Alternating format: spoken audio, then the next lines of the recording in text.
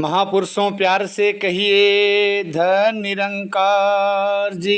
सतगुरु माता सुदीक्षा सबिंदर हरदेव जी महाराज की जय। महापुरुषों, इस पवित्र अप्रैल के महीने में जहां निरंकारी मिशन का हर एक गुरसिख, हर एक संत, हर एक महात्मा 24 अप्रैल को मानो एकता दिवस बड़े ही हर्षोल्लास से और श्रद्धा से मनाया और दास को भी सतगुरु की कृपा से सत्संग करने का सौभाग्य प्राप्त हुआ और सत्संग में पुरातन महापुरुषों के एक से एक कार्य श्रवण करने को मिले। और दास ये बैठे बैठे अपने आप में ही सोचा कि चाचा प्रताप सिंह जी महाराज और दास को जो ज्ञान मिला, इस ज्ञान में तो रत्ती भर भी कोई बदल नहीं, एक सूत भी कम ज़्यादा नहीं। ज्ञान वही ज्ञान चाचा प्रताप सिंह जी को भी मिला, वही ज्ञान दास को भी मिला। फिर वो अंतर कहाँ रह गया? तो दास बैठे बैठे ही सतगुरु की कृपा से ये सोचा कि अंतर अगर कहीं पे है, कुछ कम ज़्यादा की गुंजाइश कहीं पे है, तो वो मेरे ध्यान में है। ज्ञान के बाद जो ध्यान की ज़रूरत होती है, वो ध्यान, वो इतबार और वो यकीदा, वो ईमान मेरा इस पूर्ण रहबर, इस पूर्ण सतगुरु के श्री चरणों में दृढ़ नहीं हो पाया। दास अक्सर इस बात का जिक्र करता है कि ये निरंकार ये अपने दिल का खासम खास ना होगा जब तक साकार सतगुरु पर विश्वास ना होगा। बेशक है हाजिर नाजिर ये निरंकार हर वक़्त, एहसास ना हो दिल में तो ये पास ना होगा। आज समय के मुर्शद, समय के पैगंबर सतगुरु माता सुदीक्षा सबिंदर हरदेव जी महाराज हर समागम में इस एहसास की बात कर रही हैं, इस विश्वास की बात कर रही हैं। इस रमे हुए राम, इस आनंद कंद सच्चिदानंद, इस पार ब्रह्म परमात्मा के एहसास के बिना कुछ नहीं हो सकता। जब इसका एहसास होगा तो मुझे इस बात का विश्वास होगा कि इस पार ब्रह्म परमात्मा की लगता कराने वाला कौन? समय का सतगुरु। और तब समय के सतगुरु के श्री चरणों में विश्वास होगा, तब मुझे इस बात की समझ आ जाएगी कि बगैर इसकी इजाज़त के एक पत्ता नहीं हिलता और ये जो करता है वो सही करता है। और इस बात को उन पुरातन महापुरुषों ने अपने जीवन में ज्यों का त्यों माना। उन्होंने इस पूर्ण रहबर पर, इस पूर्ण सतगुरु पर अपना यकीदा और ईमान दृढ़ किया। फिर उसके बाद उनके लिए छोटी से छोटी और बड़ी से बड़ी कोई भी घटना उनको डुलायमान ना कर सकी, उनको डामाडोल ना कर सकी। क्योंकि उनका समय के रहबर पर। कल एक महात्मा ने कहा कि आज हम सुकून से, आनंद से बैठ करके इस समागम मनाएं, संगतें करें, इस हरि प्रभु, इस निरंकार का, सदगुरु का यशोगान करें। इसके लिए पुरातन महापुरुषों ने बलिदान दिया, इसमें रत्ती भर संदेह नहीं है। लेकिन इसका एक दूसरा पहलू ये भी है, दास तो ये समझता है कि वो आज दास या और अन्य कोई महापुरुष उनका जय जयकार करे, इसके लिए उन्होंने बलिदान नहीं दिया। दास या और दूसरा कोई आज का महापुरुष आनंद से बैठ करके संत समागम करे, ईश्वर निराकार प्रभु की चर्चा करे, इसके लिए उन्होंने बलिदान नहीं दिया। उनके बलिदान देने का एकमात्र कारण यही था कि उन्होंने अपने समय के मुर्शद, समय के सतगुरु के वचनों का पालन किया। सतगुरु ने कहा कि कोई कुछ भी कितना भी आपको प्रताड़ित करे, आपने उग्र नहीं होना है। नहीं हुए उग्र। अपने आँख के सामने ही बच्चों की गर्दनें काट दी गई, माताओं बहनों के साथ अत्याचार किया गया। हमारे जैसे कितने ऐसे गुरसिख थे जिन्होंने बाबा जी से बार बार ये कहलवाना चाहा कि आप भी हमें इजाज़त करो कि हम भी इसका प्रतिकार कर सकें, इसका बदला ले सकें। सतगुरु ने बार बार यही कहा कि सहनशीलता और क्षमा से बड़ा कोई अस्त्र नहीं है, कोई शस्त्र नहीं है। वक्त बदलेगा, समा बदलेगा, गम की अंधेरी रात में दिल को न बेकरार कर, सुबह जरूर होगी, सुबह का इंतजार कर। और वो सतगुरु के मुख से निकला हुआ ब्रह्म वाक्य, उस वाक्य का ये नतीजा है, उस वाक्य का ये करामात है कि आज हम सभी सुकून और आनंद के साथ सत्संग कर रहे हैं, समागम कर रहे हैं, सतगुरु और परमात्मा का यशोगान कर रहे हैं। आज दास जैसे कि पीछे भी आपको बता चुका है कि एक संत महात्मा की कृपा से कुछ पुरातन पत्रिकाएं दास के हाथ लगी। तो जिस पत्रिका से कल दास ने सतगुरु के विचार रखे थे, ये सितंबर 1978 की पत्रिका है। इसी पत्रिका में शहंशाह बाबा अवतार सिंह जी महाराज के प्रवचन लिखे हैं, जो उन्होंने 5-6-60 रविवार को पहाड़गंज दिल्ली में दिया था। इसका संक्षिप्त सारांश दास आपके श्री चरणों में रखेगा। और इसी पत्रिका में शहंशाह बाबा अवतार सिंह जी महाराज का एक दूसरा भी प्रवचन है, दास उसे भी आपके चरणों में साझा करेगा।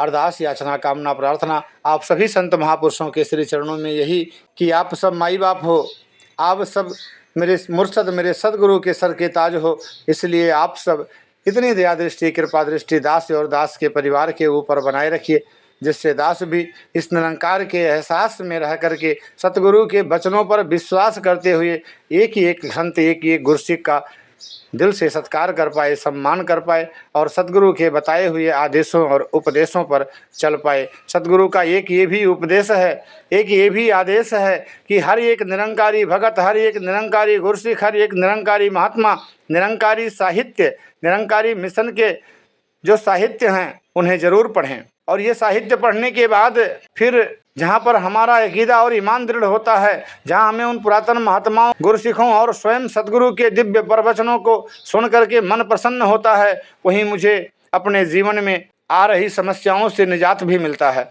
तो दास इसी भाव से इस निरंकारी बुक समरी चैनल का चयन किया कि आज समय की व्यस्तता, समय के अभाव के कारण अगर हम पुस्तक नहीं पढ़ पा रहे हैं, यूँ तो सतगुरु का उपदेश है कि हमारे घर में संत निरंकारी पत्रिका, एक नज़र और पवित्र अवतार वाणी, पवित्र हरदेव वाणी और मिशन की जितनी भी पुस्तकें हैं, क्योंकि अगर हम अपने आप को निरंकारी मिशन के फॉलोअर मानते हैं, हम अपने आप को निरंकारी मानते हैं, तो फिर हमें निरंकारी साहित्य भी पढ़ना है, निरंकारी पुस्तकें भी पढ़नी हैं, निरंकारी पत्रिकाएं भी पढ़नी हैं, क्योंकि इन पत्रिकाओं को पढ़ करके उन दिव्य महापुरुषों के जीवन का जो अनुभव है वह सुनने को मिलता है और उससे हमारा अकीदा और ईमान भी दृढ़ होता है। तो अगर पुस्तक नहीं है आपके पास तो मोबाइल सतगुरु की कृपा से आज लगभग सभी महापुरुषों के पास है। तो दास के इस चैनल को, निरंकारी बुक समरी को अपना सहयोग दीजिए, अपना प्यार दीजिए, इसे सब्सक्राइब करिए कि जब भी आपके पास 10 मिनट 5 मिनट, क्योंकि महात्मा कहते हैं एक घड़ी आधी से पुनियाद, तुलसी संगत साध के कटे कोटि अपराध। जितना भी क्षण, जितना भी समय मिलता है, ज़्यादा से ज़्यादा समय हम निरंकारी साहित्य पे दें। और जब साहित्य को पढ़ेंगे, जहाँ मन का तार इस निरंकार से जुड़ेगा, वहीं सामाजिक जीवन में भी हमारे बदलाव आएगा। तो इस चैनल को भी आप सहयोग दीजिए, इसे सब्सक्राइब करिए, जनहित में ज़्यादा से ज़्यादा शेयर करिए, जिससे लोगों तक निरंकारी मिशन के साहित्य का प्रचार हो सके, प्रसार हो सके। ये भी सद्गुरु का एक आदेश है कि हमें ज़्यादा से ज़्यादा निरंकारी साहित्य पढ़ना है, सुनना है, अपने बर्थडे पर और किसी ऐसे प्रोग्राम पर दूसरों को गिफ्ट भी देना है। तो हम इसके भी भागीदार बने। अभिदास शहंशाह बाबा अवतार सिंह जी महाराज के दिव्य पावन प्रवचन आपके श्री चरणों में समर्पित कर रहा है। माई मेरे मन को सुख, कोटि आनंद राज सुख भुगवे, हरि सिमरत बन से सब दुख, कोटि जन्म किल बिखना सही, सिमरत पावन तन मन सुख, देखि स्वरूप पूरन भैया सा, दर्शन भेटत उतरी भूख, चारि पदारथ अष्ट महासिद्ध, काम धैन पार जात हरिहर रुख, नानक शरण गही सुख सागर, जन्म मरण फिर गर्भ न दुख। शहंशाह बाबा अवतार सिंह जी महाराज फरमाते हैं, साध संगत जी धन निरंकार। साध संगत जी प्राचीन महापुरुषों का शब्द आया है, माई मेरे मन को सुख, कोटि आनंद राज सुख भुगवें, हरि सिमरत बिन से सब दुख। साध संगत जी दुख सुख उसी को सुनाया जाता है जो अपना हो, जिसके साथ प्रेम हो तथा जो सुनकर हमें सहारा भी दे सके। यहाँ गुरुमुख ने साध संगत को ही गुणों से भरपूर माता जान करके अपने हृदय के भावों को प्रकट किया है तथा कहा है कि माता साध संगत मुझे हरि का सुमिरन करने से ही सभी प्रकार के सुख प्राप्त हो गए हैं और सब प्रकार के दुख बहुत दूर चले गए हैं। सत्य है साध संगत, एक ओर संसार का महाप्रतापी राजा और दूसरी ओर प्रभु को याद करने वाला ब्रह्मज्ञानी, इन दोनों में से ब्रह्मज्ञानी की अवस्था को उच्च तथा सर्वश्रेष्ठ माना गया है। जिस प्रकार कहा भी गया है, सगल सृष्टि को राजा दुखिया, हरि का नाम जपत होई सुखिया। क्योंकि ब्रह्मज्ञानी के पास प्रभु नाम रूपी धन होता है, इस धन के समक्ष वह संसार के अच्छे से अच्छे पदार्थों को भी तुच्छ मानता है। इसीलिए उसका हृदय शांत रहता है और वह सुख अनुभव करता है। परंतु दूसरी ओर पुष्प सैया पर विश्राम करने वाला राजा सांसारिक सुखों की प्राप्ति होने पर भी स्वयं को दुखी अनुभव करता है, क्योंकि सब सुखों के प्राप्त होने पर भी संसार तृप्त नहीं होता। एक इच्छा पूर्ण होते ही अन्य इच्छाएं उसे आ घेरती हैं, तो वह शांत कैसे हो। गुरबाणी में भी लिखा है, सहस खटे लख कौ उठ धावे, तृप्त न आवे माया पाछे पावे। इसका वास्तविक कारण यह है कि संसार सुख का अभिलाषी तो अवश्य है, परंतु जहाँ सुख मिल सकता है वहाँ जाना नहीं चाहता। परंतु ईश्वर भक्तों ने कहा है, सुख किते ना मिलदा जी, सुख सतगुरु दी सरने। लेकिन अहम से परिपूर्ण याज का इंसान ईश्वर की ओर झुकना ही नहीं चाहता, तो सुख कहाँ से मिले। कोटि जन्म के किल बिख नासे। साध संगत जी, इस जीव आत्मा को कोटि जन्म की मल लगी हुई है, जिसे यह कर्म धर्म पाठ पूजा इत्यादि से साफ नहीं कर सकता। परंतु इसे साफ करने का केवल एक ही तरीका है, और वह यह है कि दातार सच्चे पातशाह के चरणों में स्वयं को अर्पण कर दे और कह दे कि मैं तेरी शरण हूँ, मुझे बख्श ले। तो यह निराकार दातार इसके जन्म जन्मांतरों के पापों को इसी प्रकार हर लेता है, जिस प्रकार एक लकड़ी जिसमें अनेकों कील फंसे हुए हों तथा उन्हें जंग भी लगा हुआ हो और वे कील निकल भी ना सकें, परंतु जब उन्हें अग्नि में डाल दिया जाए तो वे कील स्वयं ही साफ होकर बाहर निकल आते हैं। ठीक है, इसी प्रकार जब पूर्ण सतगुरु इस करोड़ों जन्मों की लगी हुई मैल वाले जीव को ज्ञान रूपी अग्नि में डाल देता है, तो इसके समस्त पाप भस्म हो जाते हैं।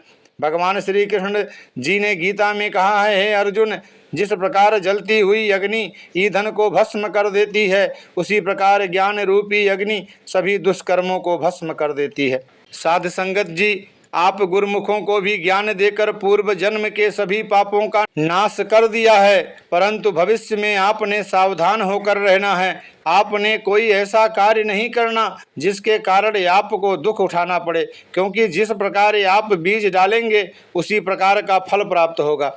आपको सदैव यह बात कही जाती है कि आप किसी संत महापुरुष के साथ धोखेबाजी या किसी प्रकार का छल ना करें, नहीं तो आपको कष्ट उठाना पड़ेगा। जिस प्रकार गुरबाणी में भी लिखा है, बहु प्रपंच कर पर धन लियावे, सुत दारा पहियान लुटावे, मन मेरे भूले कपट न कीजे, अंत निबेरा तेरे जिए पह लीजे।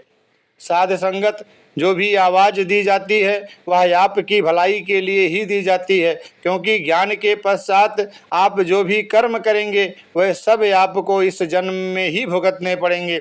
चाहे मुक्ति आपको मिल ही चुकी है, लेकिन किए हुए कर्मों का फल भुगतना ही पड़ेगा। जैसे कि एक सेवादार जो कि गुरसिक था, गुरु साहब ने प्रसाद बांटने का काम उसे सौंप दिया।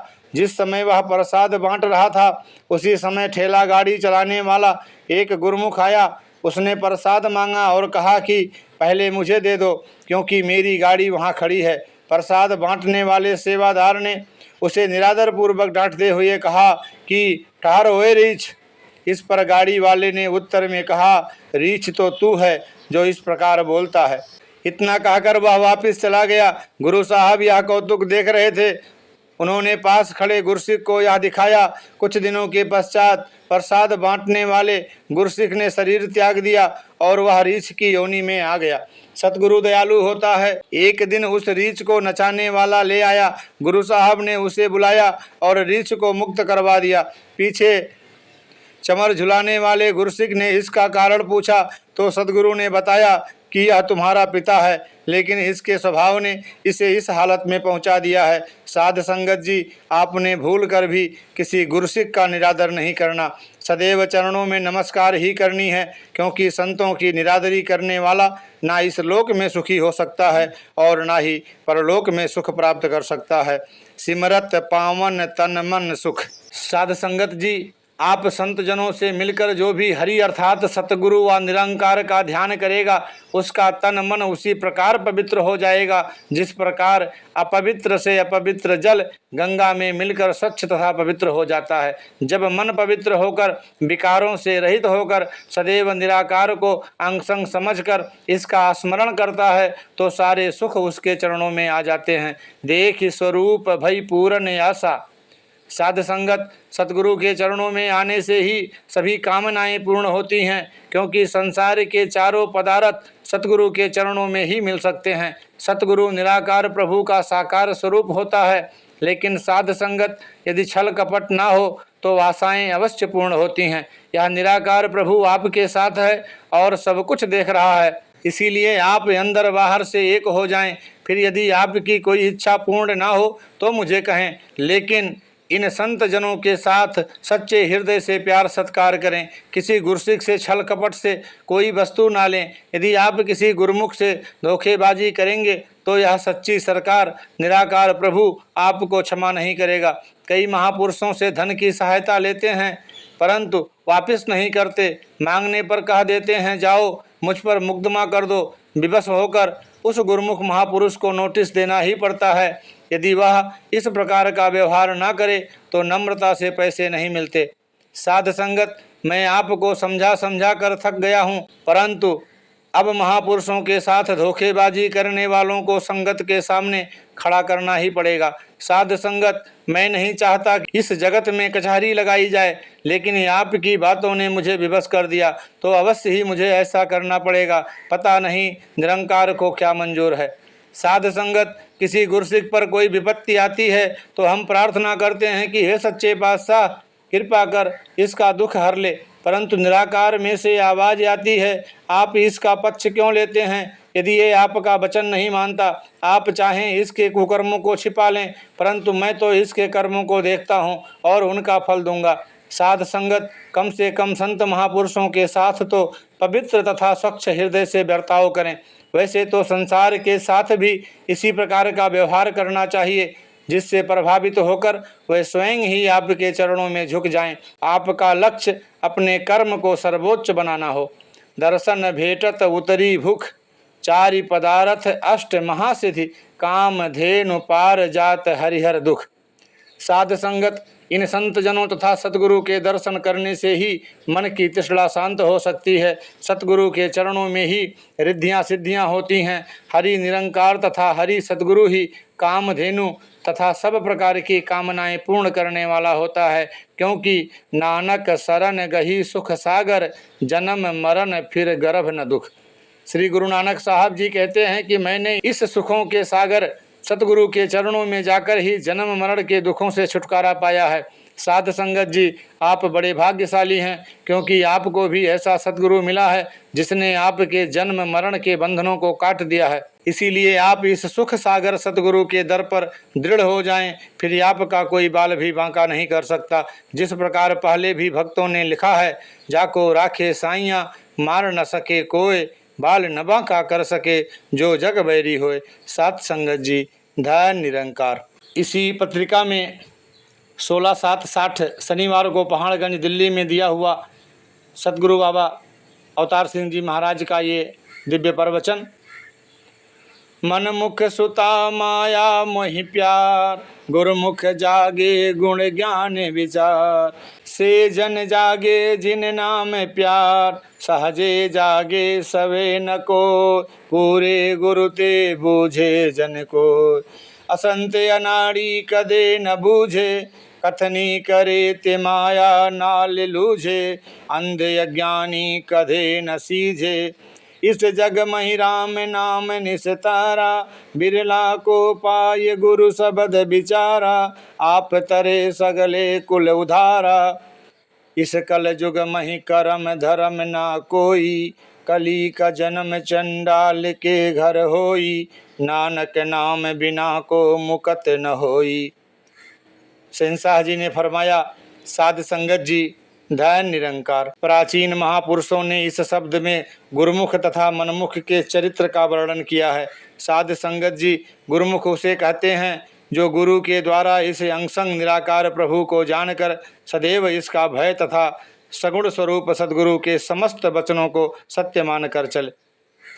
प्रतिदिन संगत में आकर अहंग तथा अहंकार को त्याग कर संतों महापुरुषों की चरण धूलि बने। किसी भी संत अथवा महापुरुष के साथ धोखा छल कपट आदि न करे, किसी महापुरुष की निरादरी न करे और साध संगत तथा गुरु का भय माने। उठते बैठते हुए तुही निराकार का स्मरण तथा अपनी की हुई भूलों के लिए क्षमा मांगता रहे। वास्तव में ऐसा ही गुरुमुख होता है। तथा इसके विपरीत चलने वाला जो समझे कि गुरु मेरा क्या बिगाड़ देगा, संगत तथा निरंकारी मिशन की गलतियों को ही पकड़ने में ध्यान दे कि कब कोई गलती सामने आए और कब इसको सबके सामने रखकर बदनाम किया जाए, इस प्रकार के इंसान मनमुख होते हैं। उनका गुरु के साथ प्यार नहीं होता।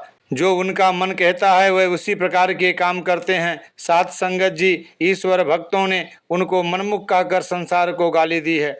जिस प्रकार हम किसी को कह देते हैं कि यह तो बिल्कुल मूर्ख है, यहाँ कहा गया है मनमुख सुता माया मोह प्यार, गुरमुख जागे गुण ज्ञान विचार, से जन जागे जिन नाम प्यार। साध संगत जी यहाँ पहले मनमुख की निशानियाँ बताई गई हैं कि मनमुख माया के मोह से सुप्त रहता है। वह गुरु का वचन सुनने से अधिक माया की बातों में ज़्यादा रस लेता है। माया से प्रीत करने वाला माया की अग्नि में दिन रात जलता रहता है। मरने के पश्चात भी 84 लाख योनियों का चक्कर उसके लिए तैयार रहता है। मनमुख को चाहे कितना ही क्यों ना समझाया जाए, फिर भी जिस प्रकार कुत्ते की पूँछ 100 साल तक भी नली में रखने पर भी टेढ़ी ही रहती है, इसी प्रकार मनमुख भी मनमति से ही चलता है। दूसरी ओर गुरुमुख ज्ञान लेकर गुरु के शब्द के अतिरिक्त कुछ समझना ही नहीं चाहता। गुरु के शब्द द्वारा उसकी आत्मा जागृत हो उठती है और वह माया के मोह में फंसे हुए संसार को आवाज देता है, नाम संगी सो मन न बसायो, छोड़ जाहि वाहु चित लायो। साध संगत जी कई लोग ज्ञान लेकर संगत में आते हैं, लेकिन उनका गुरु से प्यार नहीं होता।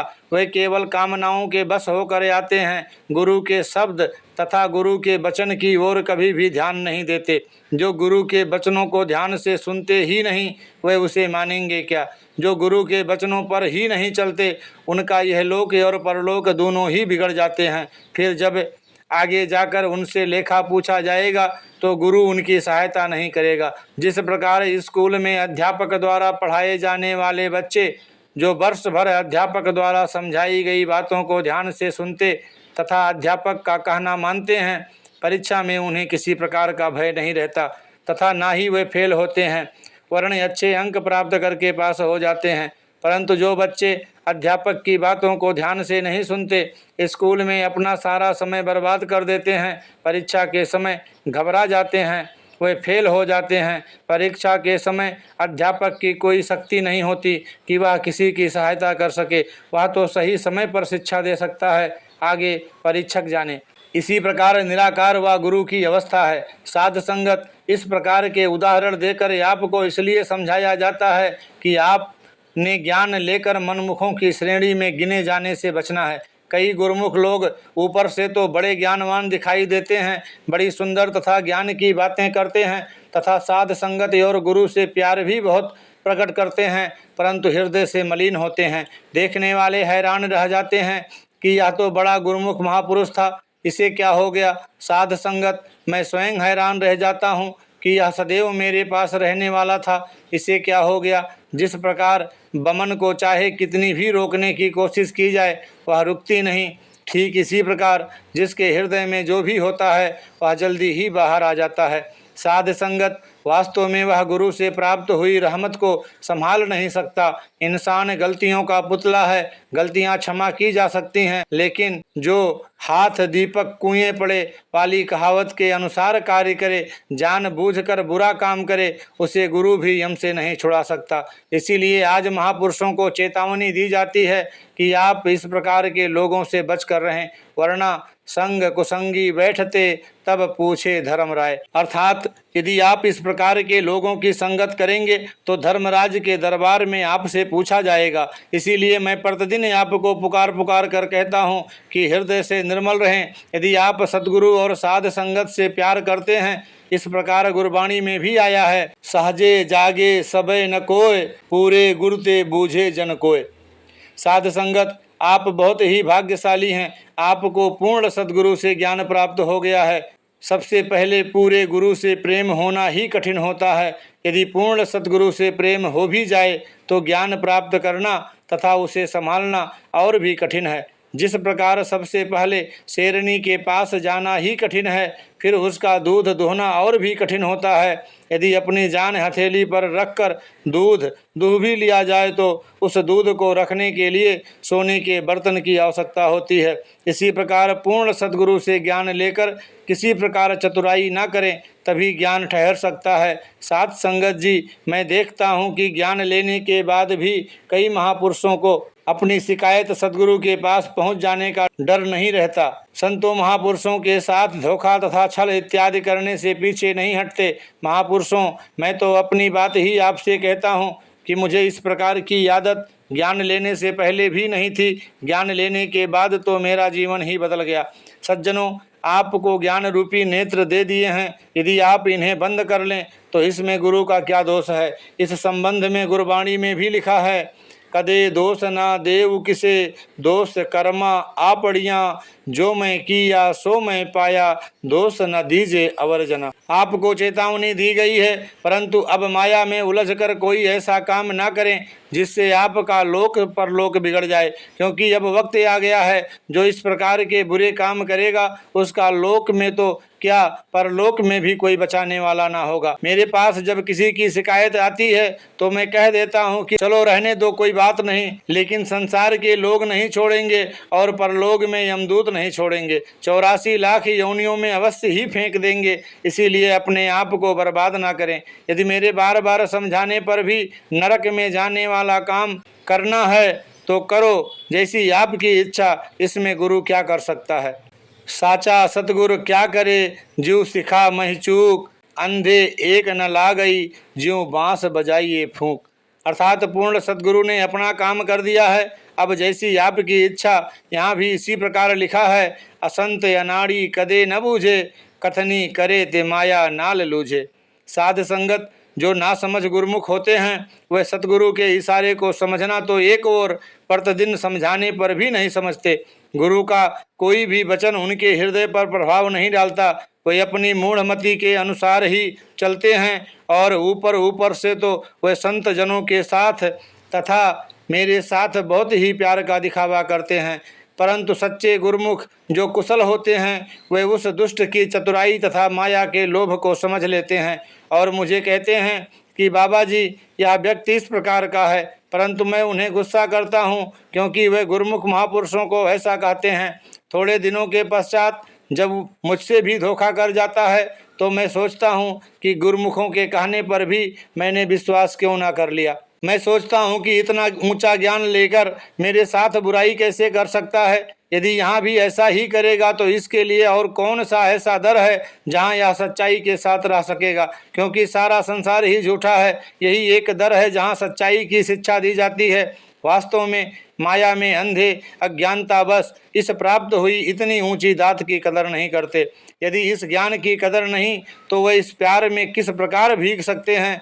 चाहे वह इस संगत में रोज आते हैं, परंतु पानी में पत्थर की तरह उन पर कोई असर नहीं होता। गुरु के वचनों की ओर ध्यान न देने वाले का उद्धार होना भी कठिन है। जिस प्रकार की गुरबाणी में भी लिखा है, इस जुग मही राम नाम निस्तारा, बिरला को पाए गुरु शब्द विचारा, आप तरे सगले कुल उधारा।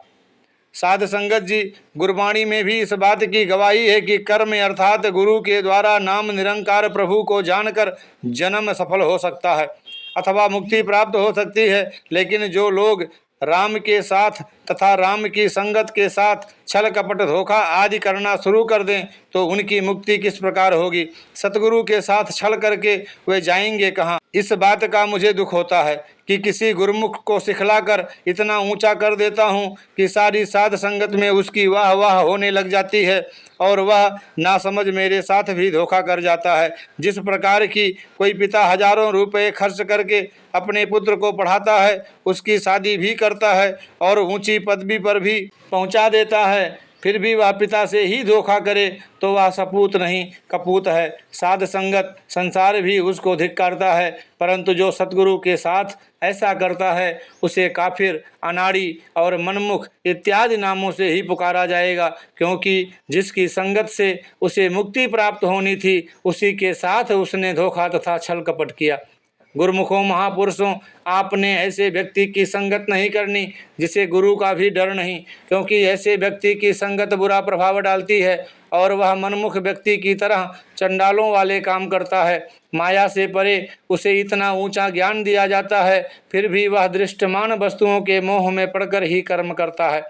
जिस प्रकार किसी डूबे हुए व्यक्ति को बचाकर नाव में बिठा दिया जाए, परंतु वह थोड़ी देर के पश्चात फिर समुद्र में छलांग लगा दे तो वह अवश्य ही डूबेगा, क्योंकि उसे बचाने का तो प्रयत्न किया गया था। यदि जानबूझकर मौत के मुंह में पड़े तो उसकी इच्छा। इसलिए इस प्रकार के व्यक्ति ज्ञान प्राप्ति के पश्चात भी मनमुखों का जीवन ही व्यतीत करते हैं। इस प्रकार के मनुष्यों का संग भूल कर भी ना करें। यदि कभी विवश होकर बैठना भी पड़ जाए तो जो कुछ भी सुने उसे उसी समय दूसरे कान से निकाल दें। ऐसे व्यक्ति की संगत करो जो सतगुरु तथा साध संगत की प्रशंसा करने वाले हों। जैसे कि गुरबाणी में भी लिखा है, जिना सास गिरास न बिसरे, हरिनामा मन मंत, धन से सेई नानका, पूर्ण से ही संत। अर्थात ऐसे व्यक्ति की संगत से ही आप सदगुरु के साथ आदि से अंत तक निभा सकते हैं। मेरा काम तो केवल आपको चेतावनी देना ही है, क्योंकि ऐसे समय को घोर कलयुग कहा गया है, जबकि वह अपना भयानक रूप दिखा रहा है। जैसे कि गुरबाणी में भी लिखा है, इस कलयुग मह कर्म धर्म ना कोई, कलिका जन्म चंडाल के घर होई, नानक नाम बिना को मुक्त न होई। साध संगत एक ओर तो कलयुग को भयानक रूप कहकर बुरा माना गया है तथा दूसरी ओर उत्तम कहा गया है। उत्तम इसलिए कहा है कि एक बार जिन तुम्हें सम्हारा, काल फांसते ताहे उबारा। अर्थात पूर्ण सद्गुरु से ज्ञान प्राप्त करके एक क्षण में ही जन्म मरण का चक्कर समाप्त हो सकता है। पहले किसी युग में भी इस प्रकार की छूट नहीं मिली। कलयुग के जीव को हजारों वर्ष शून्य समाधि नहीं लगानी पड़ती, इसीलिए कलयुग को उत्तम माना गया है। यह बात तभी हो सकती है यदि ज्ञान लेने वाला जीव शुद्ध हो। अच्छे व्यक्तियों की जो गुरु तथा साध संगत की ओर प्रेरणा करने वाले हों, उनकी ही संगत करें। साध संगत पाप कोई अन्य वस्तु नहीं, संतों की निंदा, धोखा, छल कपट तथा गुरु के वचनों को न मानना ही पाप है। इसीलिए ना किसी से धोखा खाएं और ना किसी से धोखा करें। कई बार कई आदमी मेरे पास आते हैं और कहते हैं कि उस व्यक्ति की संगत में बहुत कदर है, परंतु मुझे कोई पूछता ही नहीं। तो साध संगत यही कहना पड़ता है कि आप भी अपने कर्म उसकी तरह बनाएं और अच्छा कहलाने की इच्छा को समाप्त कर दें, तो संगत में आपकी भी इज्जत होगी। साध संगत जी, आजकल जो विचारें आ रही हैं वे केवल आपको समझाने के लिए तथा इस मार्ग पर सुखी करने के लिए की जा रही हैं। या केवल एक व्यक्ति या केवल दिल्ली की साध संगत के लिए ही नहीं, बल्कि सभी स्थानों की संगत के लिए एक आवाज़ है कि यदि आपके पास मेरे नाम पर कोई माया लेने भी आए तो आप ना दें। यदि इच्छा है तो स्वयं आकर मेरे पास नमस्कार कर जाएं। साध संगत जिस माया के लिए सब प्रकार के बुरे काम किए जाते हैं, यह माया बिना दांतों के संसार को खा रही है, इसलिए आप इस प्रकार के मायाधारी लोगों से बचे रहें। साकत संग न कीजिए, दूर ही जाइए भाग, बासन कारो परसिए, तो कछु लागे दाग। साध संगत, साकत अर्थात मनमुख व्यक्ति जो केवल धन से प्यार करने वाले हैं, उनसे बचना चाहिए। ऐसा ना हो कि उनकी संगत का प्रभाव तुम्हारे जीवन पर भी पड़े। आपको ज्ञान देकर समझदार बनाया गया है। आपने अपने बुद्धि द्वारा जानना है भूण कौन है और भौरा कौन है। अर्थात संत और असंत का निर्णय उसके जीवन को देखकर किया जाता है। जो व्यक्ति विष्ठा अर्थात माया में तल्लीन है वह भूण साकत है, उसका त्याग कर दो। जो व्यक्ति फूलों अर्थात संतों के यश का प्रेमी है वह भंवरा संत है, उसकी संगत करो। जो सांसारिक ऐश्वर्य का प्रेमी है, चाहे उसने ज्ञान भी क्यों ना लिया हो, उसके निकट मत जाओ। जो व्यक्ति सद्गुरु के वचनों पर चलते हैं, संत जनों से प्रेम करते हैं, वे गुरु घर के भंवरे हैं। उनकी संगत आप महाजनों के लिए लाभप्रद हो सकती है। निराकार के ज्ञान की प्राप्ति करके ऐसे महाजनों की संगत करने से आप जीवन मुक्त हो सकते हैं। साध संगत मैंने तो आपको समझाना ही है, आगे मनन करके उस पर अपने जीवन को ढालना आपकी इच्छा पर निर्भर है। साथ संगत जी, धन निरंकार जी। इसी पत्रिका में शहंशाह है और जगत माता की स्मृति में श्री शौक जी दिल्ली ने एक कविता लिखा है। दुनिया में ज्योति जला गया तो जीना हमें सिखा गया, तू दीप से दीप जला गया, तू मुरझे फूल खिला गया, तू रोतों को हंसा गया, तू सोतों को जगा गया, तू सुख दे के दुख मिटा गया, तू प्यार का तूफान उठा गया, तू डूबतों को बचा गया, फिर हमसे खुद को छुपा गया, चाहे हमसे खुद को छुपा गया, पर दिलों में तू समा गया।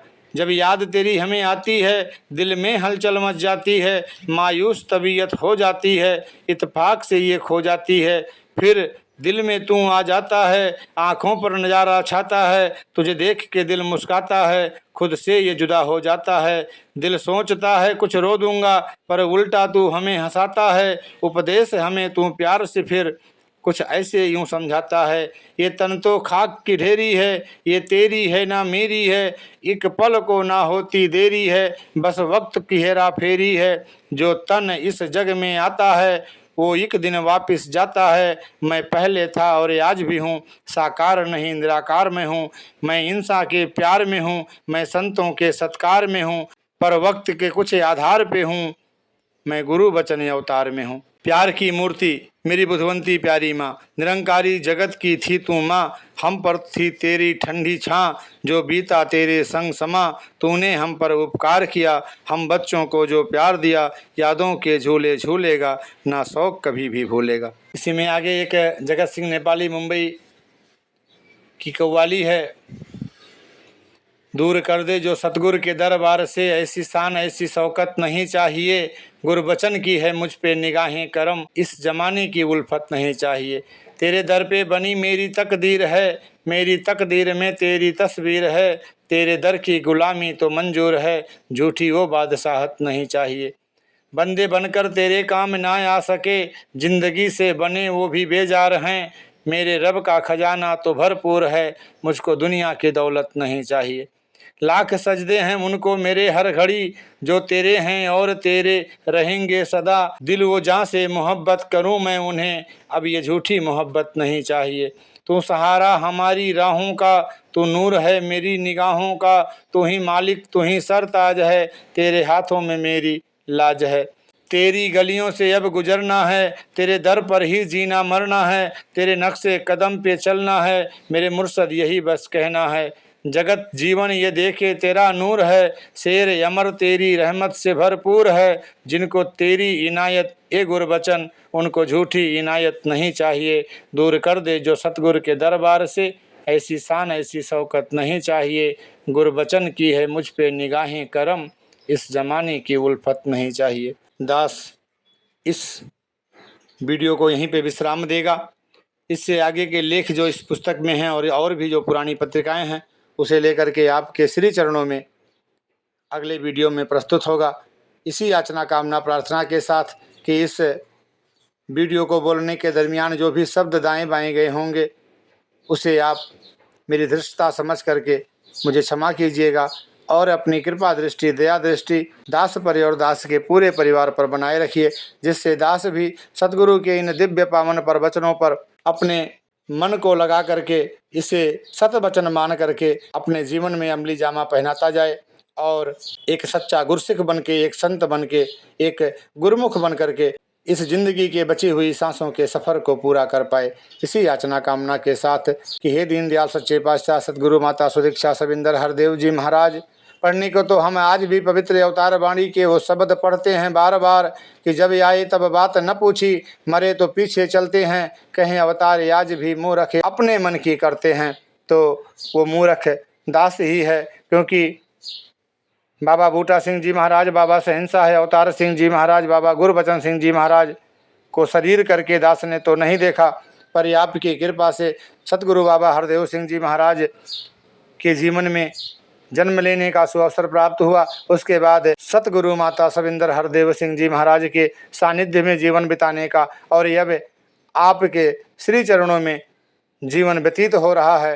पर जो कुछ भी भूलें हैं, जो कुछ भी नादानियां हैं, जो कुछ भी नासमझी हैं, जो अब तक दूर ना हुई उसे आप दया करो, कृपा करो, वो दूर हो जाएं। और सबसे बड़ी भूल, सबसे बड़ी नादानी दास की यही है कि दास आपको एक साधारण इंसान, एक साधारण शरीर मान करके व्यवहार करता है। जब तक हम आपको साकार सतगुरु निरंकार का साकार रूप पूर्ण ब्रह्म नहीं मानते, तब तक ये आपकी किसी भी लीलाओं को हम उस नज़रिए से नहीं देख सकते जिससे आप दिखाना चाहती हैं। अपने और सभी संत महापुरुषों के लिए यही याचना कामना कि हे दीनदयाल सतगुरु सच्चे पातशाह, दया करो, कृपा करो, मेहर करो, बख्शीश करो कि हम सभी आपको समझ पाएँ और ये आपके बताए हुए आदेशों और उपदेशों पर अपने जीवन को चला पाएं। सतगुरु माता सुदीक्षा सविंदर हरदेव जी महाराज की जय। महापुरुषों प्यार से कहिए धन निरंकार जी।